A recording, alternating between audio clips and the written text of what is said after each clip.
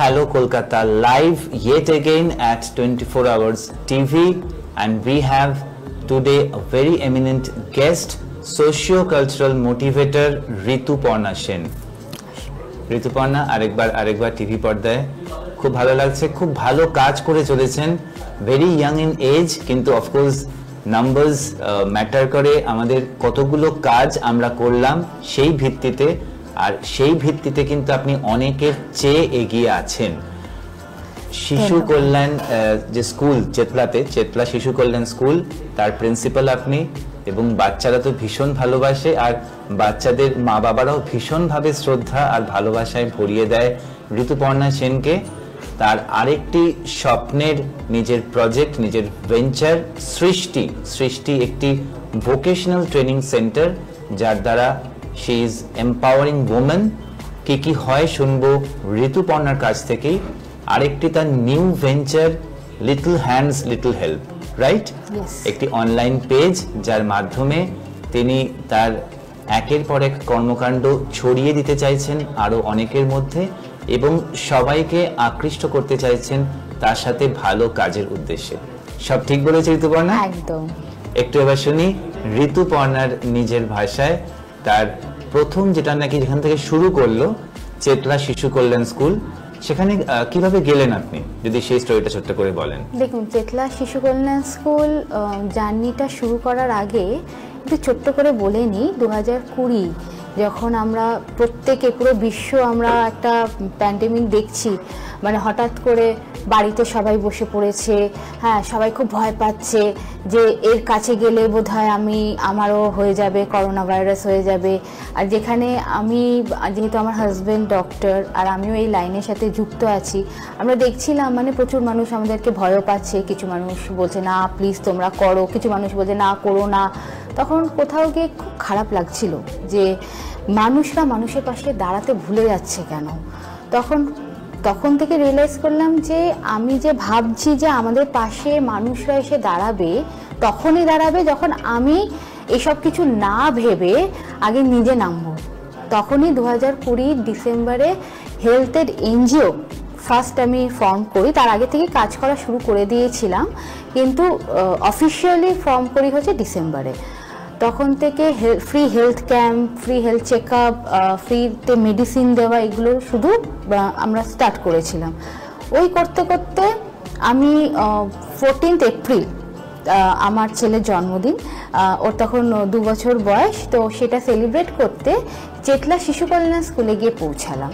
দেখছি ছোট্ট ছোট্ট বাচ্চারা, মানে তারা বসে আছে, এত মানে মায়ায় আমাকে জড়িয়ে নিল। অ্যান্ড ওখানকার সবাই বলছে আপনি একটু আসুন না, এসে আমাদেরকে একটু পড়ান না।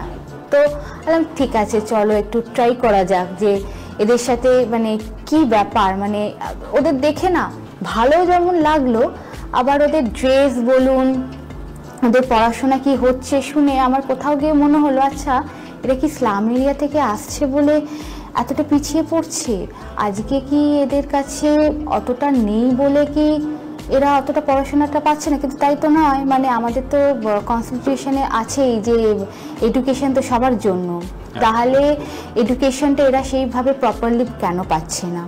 তো সেইখান থেকে আমার চেতলা শিশু কল্যাণ স্কুলের সাথে যুক্ত হয়ে আস্তে আস্তে আমি বুঝলাম যে এদের পড়াশোনাটাও একটু অন্যরকমভাবে করতে হয়। এমনি খুব ভালো হয়, আগাগোড়ায় খুবই ভালো করে পড়াশোনা হয়, কিন্তু তখন আরেকজনদেরকে মানে অ্যাসোসিয়েট হয়ে আমি ওটাকে আরেকটু বাড়ানো করালাম। ওদের স্কুল ড্রেস হলো, একটা স্কুল ড্রেস হলে কি হয়, নিজেদের মধ্যে একটা ভীষণ আত্মবিশ্বাস আছে, বা আমাদের মধ্যে আত্মবিশ্বাস আছে। আমার ছেলে মেয়ে যে স্কুলে যাচ্ছে সেই স্কুলের একটা স্কুল ড্রেস আছে, সেই স্কুলের একটা স্কুল ব্যাগ, মানে ওই নামওয়ালা ব্যাগ আছে। এই জিনিসগুলো না মানে গুরুত্বটা ওরা বুঝলো। তখন থেকে ভীষণ ওরা সিরিয়াস করতে করতে বাচ্চাদের সাথে মিশতে আমি ফার্স্টে ভেবেছিলাম 1-2 দিন যাবো সপ্তাহে, তারপর দেখলাম এত মায়ায় ওরা জড়িয়ে নিল, 1-2 দিন কি রোজই আমাকে যেতে হয়, ঝড় বৃষ্টি রোদ্দুর মাথায় নিয়ে। তো ওইখান থেকে আমার জার্নি স্টার্ট। তারপরে বাচ্চাদের সাথে সাথে আমার কাছে আসতে শুরু করলো ওদের মারা যখন আমার কাছে এসে আগে পড়াশোনা নিয়ে কথা বলতে বলতে নিজেদের অনেক সমস্যা নিয়ে কথা বলতে শুরু করলো। জানেন তো ম্যাডাম, আমার এই প্রবলেমটা হচ্ছে, ওই প্রবলেমটা হচ্ছে, ম্যাক্সিমাম প্রবলেম হচ্ছে ফিনান্সিয়াল রিলেটেড, যে নিজেরা যদি একটু স্বাবলম্বী হতো তাহলে এই জিনিসগুলো, ছোট ছোট জিনিসগুলোর জন্যই ওদেরকে কিন্তু এতটা হ্যারাসমেন্ট হতো না। তখন আমি ঠিক করলাম যে না, শুধুমাত্র হেলথ এডুকেশনের দিকে নজর দিলে হবে না। তখন আমি শুরু করলাম সৃষ্টি ভোকেশনাল ট্রেনিং।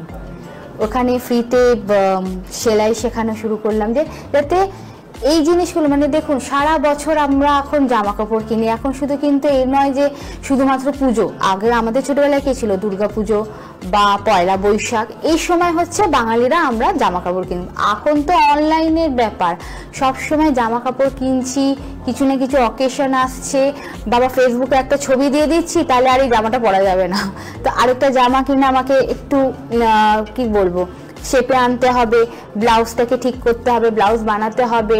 তো এই জিনিসগুলো তো সারা বছর হচ্ছে। এই জিনিসগুলো যদি মেয়েরা শিখে যায় তাহলে কিন্তু ওদের হাতে সারা বছর কাজ থাকবে।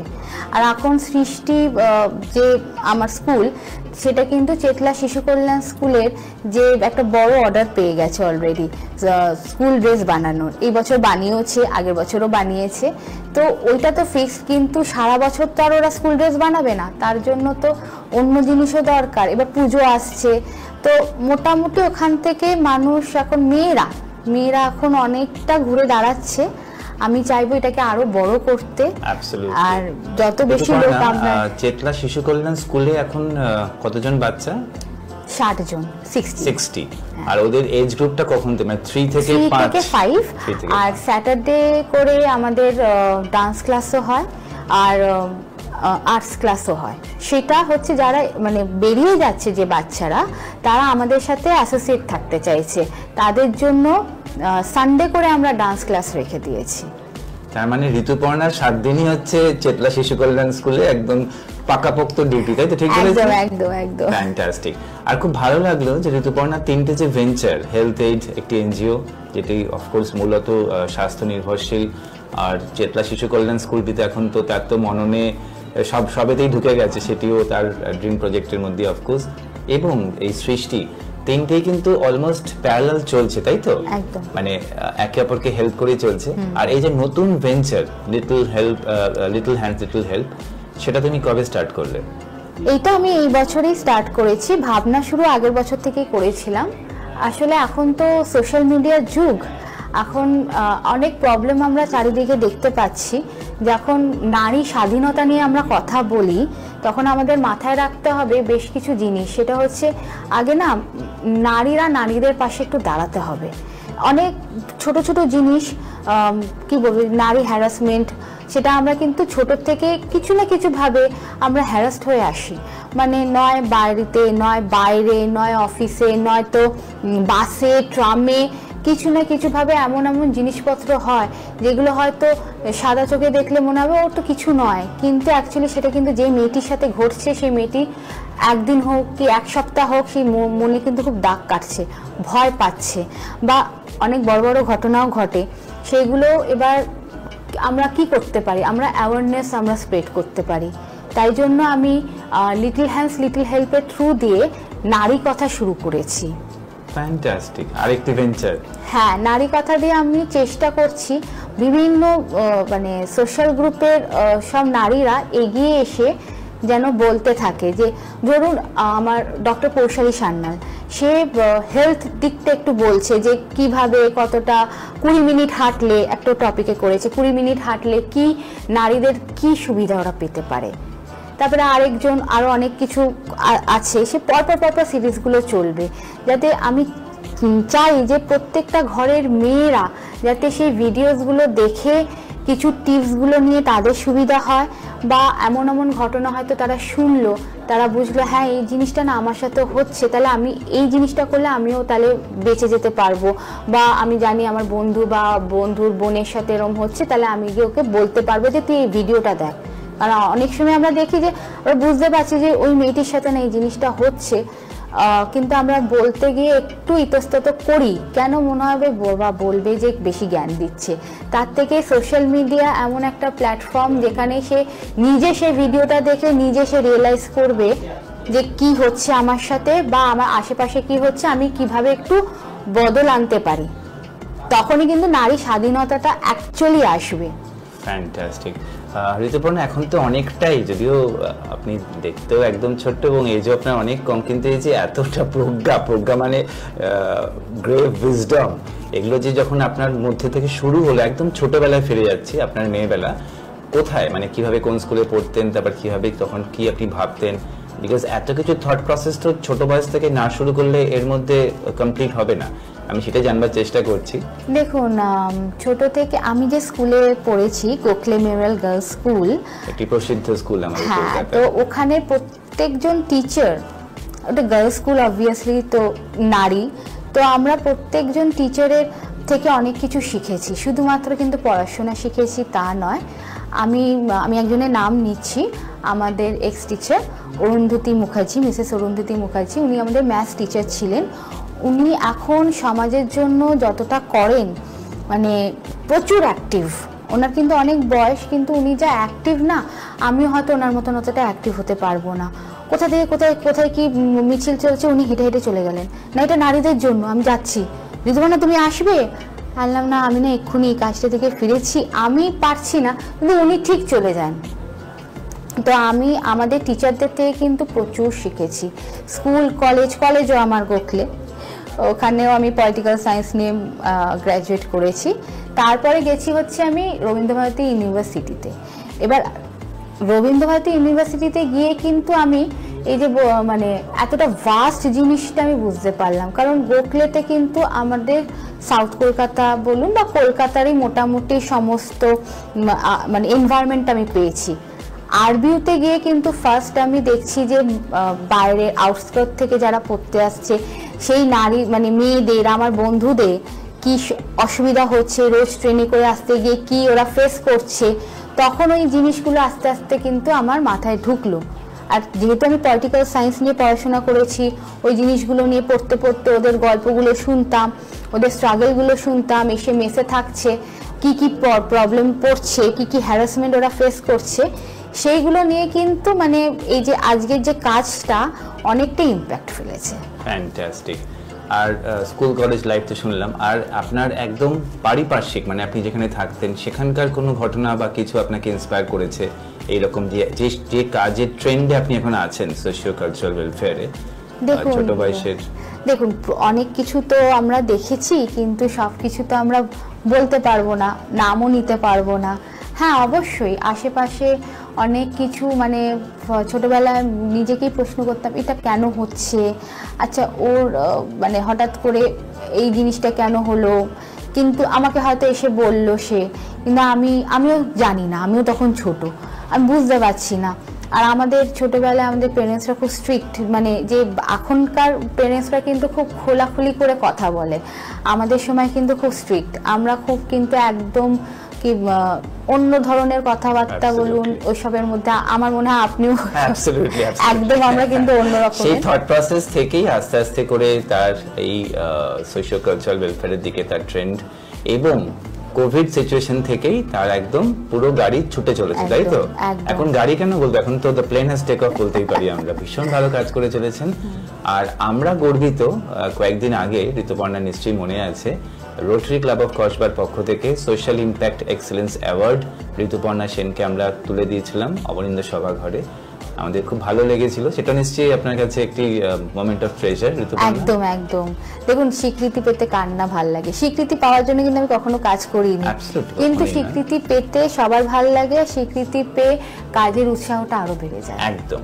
আমরা যেটা বলি, যখন আমরা সেই অ্যাওয়ার্ডটা দিয়েছিলাম ঋতুপর্ণাকে, ঋতুপর্ণা সেটা অ্যাকসেপ্ট যখন করেছিলেন, আমরা এই কথাটা ইউজ করি যে এই অ্যাওয়ার্ডটা কিন্তু আপনার দায়িত্ব আরো বাড়িয়ে দিল ভীষণভাবে, মানে আরো অনেক ভালো কাজ করার। এখন ওনাকে দেখছেন এজ অ্যান অ্যাওয়ার্ডি, তার মানে কি, তার মানে সে ভালো কাজ করেছে, আগামী দিনে আরো ভালো কি কাজ করবে লোকেরা কিন্তু মুখিয়ে আছে। আর আমি আবার আপনার স্কুলের বাচ্চাদের মধ্যে ফিরে যাচ্ছি, তো প্রতিদিন কিরকম মানে কিছু কিছু আবদার, কিছু কিছু বায়না যদি আমাদের দর্শক বন্ধুদের সাথে শেয়ার করেন, তারা তো খুব ছোট, কিন্তু এরকম একটা ম্যাডামকে পেয়ে, যে ম্যাডাম তাদেরকে মানে তারা হয়তো বুঝতে পারছে না এখন অনলাইনটা কি করে কত এফর্ট দিয়ে ঋতুপর্ণা এই স্কুলে নিয়ে এসছে, কিন্তু তারা তো তার সুফলটা ভোগ করছে। তো আপনি একদিন মজা করে বলছিলেন যে কিছু কিছু বাচ্চা স্মার্টফোনে খুব এক্সপার্ট হয়ে গেছে, তো সেটা নিয়ে যদি প্লিজ আমাদের দর্শক বন্ধুদের জানান। মানে এই বছর যে নতুন ব্যাচ এসছে, আমরা ব্যাচদের না ভাগ করে দিয়েছি। আগে আমরা সবাইকে একসাথে নিয়ে ক্লাস করতাম, কিন্তু দেখলাম যে যারা 1 বছর হয়ে যাচ্ছে তারা তো একটু বেশি বুঝছে বা বোঝাতে আমাদেরও সুবিধা হচ্ছে। একদম যারা নতুন আসছে, তারা প্রথমবার বাড়ি থেকে বেরোচ্ছে, মাদের ছাড়া তারা থাকছে বেশ কিছুক্ষণ, তো তাদের সেই কান্নাকাটি একটা পর্ব চলে, বাড়ি যাব, আমাকে এক্ষুনি ছেড়ে দাও। তখন নিজেদেরকে যে কী মনে হয়, মানে অপরাধী মনে হয় যে এমনভাবে কাঁদে। তো কিন্তু ওটাও একটা ফেজ, ওদেরকে শিখতে হয়। তো তাই জন্য আমরা আলাদা করে দিয়েছি। সকাল 9টা থেকে 11টা একটা ব্যাচ চলে, এলকেজি নার্সারি 2, আর সকাল 11:30টাতে, মানে যখন ওই বাচ্চারা ঢোকে 11:30 থেকে 1:30 অবধি নার্সারিদের ক্লাস চলে। আমি যতদিন পড়িয়েছি ততদিনের মধ্যে দেখছি এই বছরের যে নতুন ব্যাচ এসছে তারা ভীষণ আপগ্রেডেড। ট্রাস্ট মি, ম্যাক্সিমাম বাচ্চা কাঁদেনি। আবার আমি জানি তো, কিছু বলতে গেলে আমি জানি, আমি দেখেছি তো। মানে আর ওদের এক্সাম এই আগের সপ্তাহে শেষ হলো, ওদের এক্সাম নিতে গিয়ে আমি ভীষণ মজা পাই। ওদের যখন স্পেশালি জিকে আমি জিজ্ঞেস করি, এমন একটা প্রশ্ন করেছি যে ডিমের আকার কি, বলছে আমি ডিমটা খাই, আমি কিন্তু ডিম খাওয়ার সময় আমি দেখি না। আল্লাহ, যে আমি তো পড়িয়েছি, আমরা পড়িয়েছি, তোমার বইতে আছে। তো সে ভীষণ ভালোভাবে বলে দিয়ে গেল আমি জানি না, স্মার্টলি জানি না, মা পড়ায়নি। মানে কেউ কিছু না পারলে বলবে মা পড়ায়নি। মারা বেচারারা এত কষ্ট করছে এসে, তারপর বলছে না, বলছে আপনি পড়াননি, বলছে আমি পড়াইনি, এতবার করে তোকে যে পড়ালাম। আর আমরা পুরো হোয়াটসঅ্যাপ গ্রুপে ওদেরকে দিয়ে দিই, ওদের প্রপার বই আছে, যা সাউথ পয়েন্ট স্কুলে যে বই পড়ানো হয় ওদেরকেও কিন্তু সেই বই পড়ানো হয়। ওদেরকে কিন্তু আলাদাভাবে কোনো বই ওরমভাবে পড়ানো হয় না, পুরো 3টে খাতা অনুযায়ী ওদেরকে কিন্তু লেখানো হয়। যখন ওরা পারে না আমরা হাত ধরিয়ে অনেক বেশ প্রথম 2 মাস লিখিয়ে দিই, তারপরে আস্তে আস্তে ওদেরকে করি। আর প্রত্যেকবার আমাকে বলি যে এটা মাধ্যমিক উচ্চ মাধ্যমিক পরীক্ষা নয়, এটা জাস্ট ওরা একটা সব কিছুর সাথে তো ওদের পরিচয় হতে হবে, তাই জন্য একটা পরীক্ষা নেওয়া। প্রচুর ওরা এমন এমন জিনিস করে, এসে বলে তোমরা ওটা চালাবে না, আমি কোনটা পড়াচ্ছি, বলছে তো পড়া থামিয়ে ওই আমাকে এখন রাইমস দেখাও, রাইমস দেখালে আমি চুপ করে থাকবো। আর আপনার হাত ধরেই তো এই স্কুলে, এই চেতলা শিশু কল্যাণ স্কুলে ওই প্রজেক্টর এগুলো সব এসছে না, অনলাইন ভাবে যেটা নাকি পড়াশোনার সিস্টেম, তো ভীষণভাবে আপনি ওই সেক্টর থেকে ডেভেলপ করছেন। আপনার আগামী দিনে কি ইচ্ছা আছে যে এইভাবে আরো অন্য কোনো সেক্টরে, যেখানে নাকি ধরুন বাচ্চারা যেরকম উপকৃত হলো, যেরকম মায়েরা উপকৃত হলো, এবারে একদম সিনিয়র সিটিজেনদের নিয়ে কিছু ভাবনা চিন্তা কিছু কি মাথায় আসছে? অবশ্যই আছে, 100 বার আছে। সেটা মানে হয়তো মানে একটু জায়গা আমার দরকার। সেটা হচ্ছে এখন খুব কলকাতা বলতে গেলে একটা ওল্ড এজ হোম। এখন কিন্তু অনেক ছেলেমেয়েরাই, ম্যাক্সিমাম ছেলেমেয়েরাই কিন্তু বাইরে কাজের জন্য চলে যায়, অ্যান্ড তারা এখনও ফোন করে বলে আমি টাকাটা দিয়ে দিচ্ছি, আমি তো ফিজিক্যালি ওখানে সবসময় পসিবল না, কেউ লন্ডনে থাকছে, কেউ আরও দুবাইতে থাকছে, তারা সবসময় কি করে আসবে? হয়তো সেই মুহূর্তে তার বাবা মা কিংবা দাদু ঠাকুমা খুব মানে কি বলবো সিরিয়াস কন্ডিশনে আছে, আইসিইউতে আছে, আবার ঠিকও হয়ে যাবে, কিন্তু ধরুন 2 দিনের জন্য তাদের পক্ষে কিন্তু সত্যি পসিবল না অত দূর থেকে আসা। তো এখন কিন্তু একটা old age home with medical care, with proper medical care, সেটা কিন্তু খুব দরকার। সেটাও একটা মাথায় আছে। আরেকটা হচ্ছে, সেটা আমাদের কলকাতা কেন, শুধু সাউথ ইন্ডিয়াতে এটা খুব চলে, প্যালিয়েটিভ কেয়ার। মানে ধরুন যাদের ক্যান্সার হয়েছে, আর কিচ্ছু করার নেই, কিন্তু তাদের একটা কি মানে তাদের কেয়ার নিতে হবে, বাড়িতে রাখলে খুব অসুবিধা, তাদের একটা জায়গা কিন্তু আমাদেরকে করে দিতে হবে। তো সেই জন্য আমাদেরকে কিন্তু আমি সেইটা নিয়েও ভাবছি, তো প্যালিয়েটিভ কেয়ার নিয়েও কিন্তু আমি ভাবছি। তো আরেক মানে পরপর তো এবার একটু ওয়ার্কআউট করতে একটু টাইম লাগবে। আজকে কিন্তু আমাদের সময় প্রায় শেষের দিকে, একটা শেষ কোয়েশ্চেন করব। খুব সামনেই কিছু কিছু ফেস্টিভ্যাল আমাদের, যেটা বাচ্চাদের আনন্দ দেওয়ার একটি জায়গা, যেরকম অফকোর্স রবীন্দ্র জয়ন্তী, আরেকটি আসছে ইন্ডিপেন্ডেন্স ডে সেলিব্রেশন, তার মাঝখানে রথযাত্রা। তুমি তোমার এই বাচ্চাদের, তোমার তো 60টা বাচ্চা, তোমার তো এখন ঘরে একটা দুটো মানে একটা বাচ্চা তো নয়, তোমার এখন 60টা বাচ্চা, তাই না? তো সবাইকে নিয়ে তুমি কি ভাবছো এইসব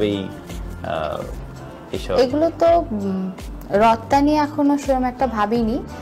পাঁপড় ভাজাটা শুধু ভেবে রেখেছি, পাঁপড় ভাজাটা খাওয়াবো।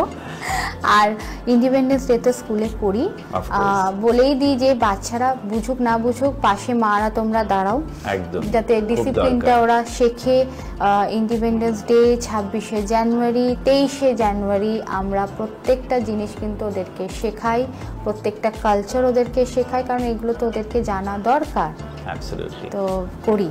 ফ্যান্টাস্টিক। 9th মেতে কিন্তু আমি জানি যে আপনার স্কুলে একটি ছোট্ট অনুষ্ঠান হবে, তারপরে কিন্তু আমাদের সাথে ঋতুপর্ণা থাকছেন, তার লিটল হ্যান্ডস লিটল হেল্প, তার সেই ব্র্যান্ড নিয়ে আমাদের একটি অনুষ্ঠান আছে লিলুয়া ভট্টনগরে, সেখানে কিন্তু ঋতুপর্ণা থাকছেন আমাদের স্পেশাল গেস্ট হিসেবে। আর অবশ্যই সেখানকার বাচ্চাদের সাথেও খুব ইজিলি কানেক্ট করেই যাবে ঋতুপর্ণা, এভাবেই সঙ্গে আছেন। আর 11th কিন্তু আমি ঋতুপর্ণাকে অন ক্যামেরা ইনভাইট করছি, আমাদের রোটারির পক্ষ থেকে একটি থ্যালাসেমিয়া প্রিভেনশন কার র্যালি থাকছে, সেখানে যদি আপনি থাকতে পারেন খুব ভালো লাগবে। জানি না আপনার সময় হবে কিনা, নিশ্চয়ই আসুন সানডে মর্নিং। আর 18th আমাদের হ্যালো কলকাতা, লায়ন্স ম্যাগনেটস এবং রোটারি ক্লাব অফ কসবার সাথে আমি চাইবো ঋতুপর্ণার এই new venture little hands little help জুড়ে যাবে একটি মিনি পিকনিকে অ্যাট কেষ্টপুর সুধা কুঞ্জে। আর অফকোর্স যদি আসতে পারো সবকটা ইভেন্টই খুব ভালো লাগবে। আজকে একদম সময় নেই যাওয়ার আগে আরেকটা লাস্ট রিমাইন্ডার, যেটা এখনো আপনি করেননি, আপনার কিন্তু লাস্ট মান্থের অভিজ্ঞতাটা আমাদের এই মান্থের হ্যালো কলকাতা ক্রনিক্যালে এখনো আপনি পাঠাননি, প্লিজ পাঠিয়ে দেবেন যাতে আমরা পাবলিশ করতে পারবো। এবং আপনার এই জার্নি, এই এক্সপিরিয়েন্স আমরা চাইবো বিভিন্ন আপনার মতন অ্যাসপায়ারিং যারা ওমেন অ্যাচিভার্স, যারা ওমেন এম্পাওয়ারমেন্টের আইকন হতে চান। ঋতুপর্ণা কিন্তু বারবার বলছি এজ, তার বয়স অনেক কম, কিন্তু কাজ কিন্তু খুব ভালো করে চলেছেন। এবং আমরা চাইবো আরো অনেক লোক আমাদের মতন যারা আছেন, যারা যুক্ত হতে চান ঋতুপর্ণার এই কাজে, সবাই এগিয়ে আসুন। আমি লাস্ট একটা কথা শুধু বলতে চাই যে প্লিজ লিটল হ্যান্ডস লিটল হেল্পকে আপনারা প্লিজ ফলো অ্যান্ড লাইক করুন, কারণ যত বেশি এই নারী কথা শেয়ার হবে তত বেশি কিন্তু নারীদেরই সুবিধা। প্লিজ একটু ফেসবুক পেজের লিংকটা আমরা তো অফকোর্স দিয়ে দিচ্ছি নিচে, মুখেও যদি একটুখানি বলে দাও দর্শক বন্ধুদের ফেসবুক পেজ লিংকটা। Little hands little help. Fantastic. এভাবেই সঙ্গে থাকুন, ঋতুপর্ণার সঙ্গে থাকুন হ্যালো কলকাতা লাইভ। আশিস বসাক।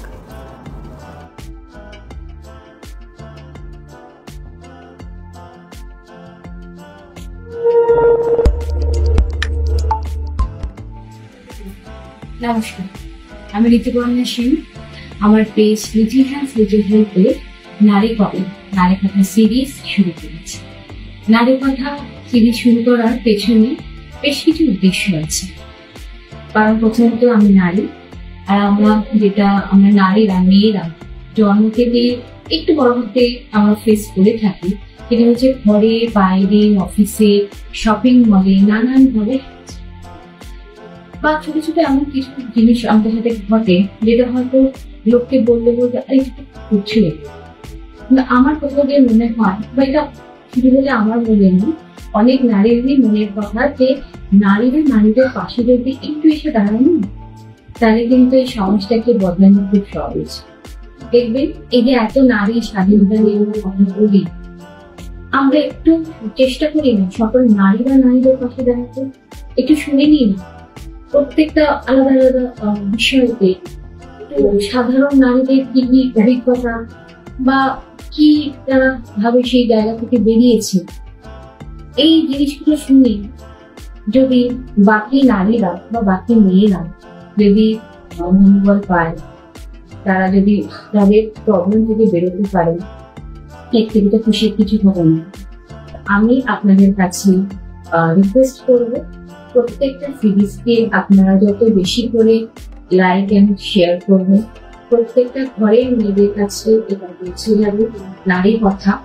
আর নারী কথা শুধুমাত্র ব্লগ নয় বা ভিডিওস নয়, এটা কিন্তু একটা সমাজকে পরিবর্তন, মানে নারীদের স্বাধীনতা দেওয়ার, আমি কেউ নই স্বাধীনতা দেওয়ার কেউ, কিন্তু কি বলবো, আমরা যে চেঞ্জ দেখতে চাই নারীদের কেউ একটা খুব সুন্দর জায়গা দেখতে চাই, হয়তো সেটা দেখতে পাবো, সেই জন্যই কিন্তু এই নারী কথা মানুষ।